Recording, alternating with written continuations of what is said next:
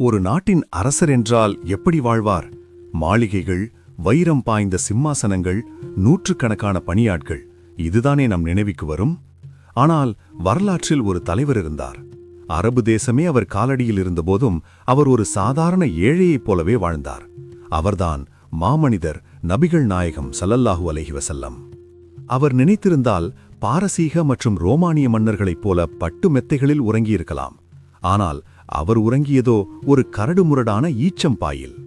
ஒரு முறை அவர் உறங்கி எழுந்தபோது அந்த பாயின் தழும்புகள் அவரது முதுகில் ஆழமாக பதிந்திருந்தன. இதைக் கண்டு கலங்கிய அவரது தோழர் உமர் ரலியல்லாஹு அன்ஹு அழுதார்.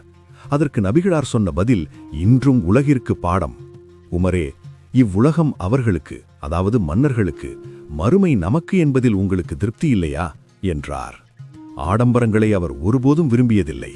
அவர் அடிக்கடி சொல்வார், நான் இவ்வுலகில் ஒரு வழிப்போக்கனைப் போன்றவன்.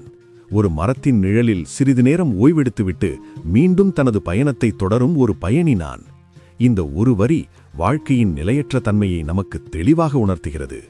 அவர் ஒரு ஆன்மீக தலைவராக இருந்தும் தன் வீட்டு வேலைகளை தானே செய்து கொள்வதில் பெருமை கொண்டார். தனது காலணைகளை தானே தைப்பார், ஆடுகளை கறப்பார், கிழிந்த உடைகளை தானே ஒட்டு போடுவார். தன் கையே தனக்கு உதவி என்பதற்கு அவரே மிகச்சிறந்த உதாரணம். அதிகாரமும் அந்தஸ்தும் ஒரு மனிதனை மற்றவர்களிடமிருந்து பிரிக்கக்கூடாது என்பதை அவர் வாழ்ந்து காட்டினார்.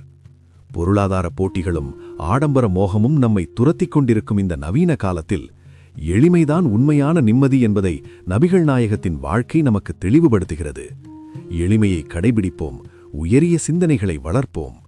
இந்த காணொளி உங்களுக்கு பிடித்திருந்தால் லைக் செய்யுங்கள். உங்கள் கருத்துக்களை கீழே பகிருங்கள். இதுபோன்ற வரலாற்று மற்றும் வாழ்வியல் தகவல்களுக்கு டீன் டிஸ்கவரி சேனலை சப்ஸ்கிரைப் செய்யுங்கள். அஸ்ஸலாமு அலைக்கும் வரஹ்மத்துல்லாஹி வபரகாத்துஹு.